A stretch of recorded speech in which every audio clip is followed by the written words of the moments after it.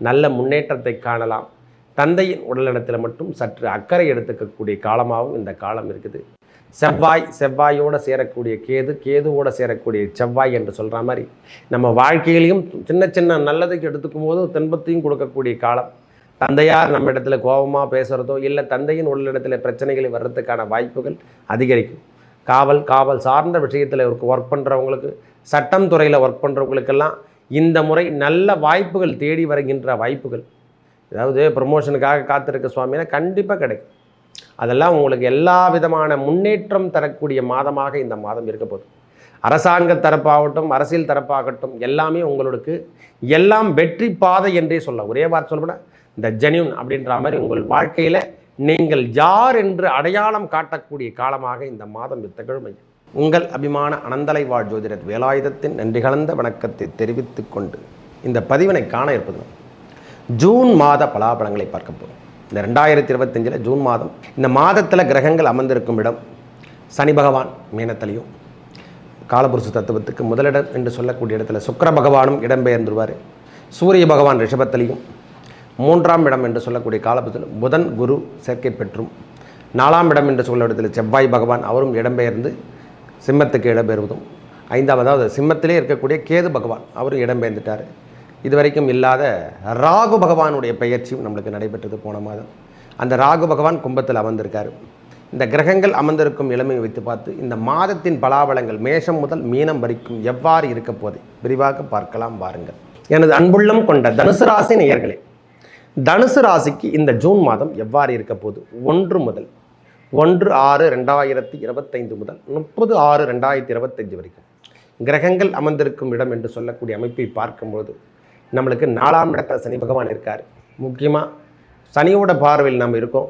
தவறுகளை எதையும் செய்யாமல் முடிந்த வரைக்கும் உழைப்பை நம்பி வாழுங்கள்.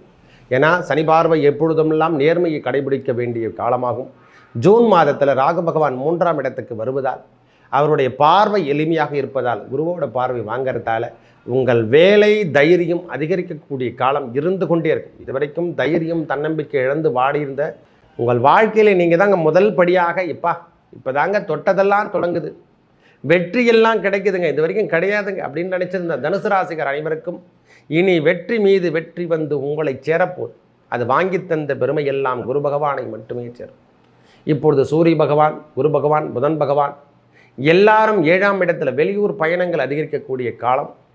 ஒரு ரன்னிங்கிலே இருப்பீங்க, ஒரு சுற்றுலா ஸ்தலமே அப்படியே ரன்னிங்கிலே போயிருப்பீங்க. உங்கள் பிஸ்னஸ் ஆகட்டும் எல்லாமே ஒரு ரன்னிங்கிலே வச்சுட்ருப்பீங்க. இப்போ இருக்கக்கூடிய காலம் வெளியூர் பயணங்கள் அதிகரிக்கக்கூடிய காலமாகும். உடலில் ஏற்பட்டு வந்த பிணிகள் விலகக்கூடிய காலமாகும். ஒரு 5 தேதிக்கு அப்புறம் தொந்தரவான விஷயத்திலேருந்து நீங்கள் விடுபட போகிறீங்க. ஓரளவுக்கு விரயத்திலேருந்து நீங்கள் மீட்டெடுக்கக்கூடிய காலமாக இந்த காலம். இந்த மாதம் 15 தேதிக்கு அப்புறம் ஒரு வெற்றி பாதையை நீங்கள் சந்திக்கின்ற அமைப்பாக தனுசு ராசிகாரங்களுக்கு ஒரு வெற்றி பாதை தேர்வில் எழுதியிருந்தால் வெற்றி கிடைச்சி நீங்கள் பெரிய லெவலில் வர்றதுக்கான காலம்.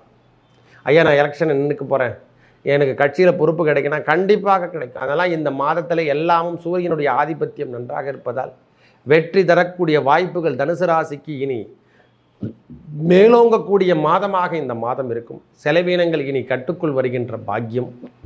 சனியோட பார்வை எல்லாம் ஓரளவுக்கு இருக்குது. நாம் பழைய தொழில் செஞ்சிட்ருக்கீங்க, அதை விடுபட்டு வேறு தொழில் செய்யலான்னா கண்டிப்பாக செய்யுங்க. உங்களுக்கு நல்ல முன்னேற்றத்தை காணக்கூடிய காலம். தொட்டதெல்லாம் துலங்கும், வெற்றி கிடைக்குங்க. முதல் வார்த்தை நல்ல முன்னேற்றத்தை காணலாம். தந்தையின் உடல்நலத்தில் மட்டும் சற்று அக்கறை எடுத்துக்கக்கூடிய காலமாகவும் இந்த காலம் இருக்குது. செவ்வாயோடு சேரக்கூடிய கேதுவோடு சேரக்கூடிய செவ்வாய் என்று சொல்கிற மாதிரி நம்ம வாழ்க்கையிலையும் சின்ன சின்ன நல்லதுக்கு எடுத்துக்கும் போது துன்பத்தையும் கொடுக்கக்கூடிய காலம். தந்தையார் நம்ம இடத்துல கோபமாக பேசுகிறதோ இல்லை தந்தையின் உடலிடத்தில் பிரச்சனைகளை வர்றதுக்கான வாய்ப்புகள் அதிகரிக்கும். காவல் சார்ந்த விஷயத்தில் ஒர்க் பண்ணுறவங்களுக்கு, சட்டம் துறையில் ஒர்க் பண்ணுறவங்களுக்கெல்லாம் இந்த முறை நல்ல வாய்ப்புகள் தேடி வருகின்ற வாய்ப்புகள்.